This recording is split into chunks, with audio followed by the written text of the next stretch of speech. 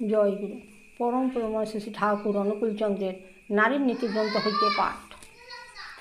ঈর্ষা ও দোষ দৃষ্টিতে।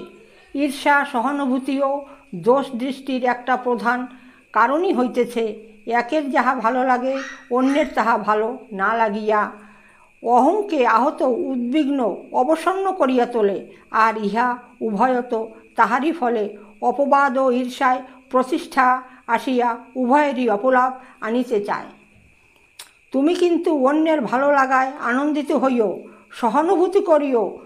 যদি তোমার ক্ষতিও আনিয়া থাকে, তাহা অবস্থা, প্রয়োজন ও বোধের দিকে নজর রাখিয়া তথায় তোমার এমনতর হইলে তুমিও তাহাই করিতে বোধ করিয়া তাহার নিন্দা বা অখ্যাতি করিও না।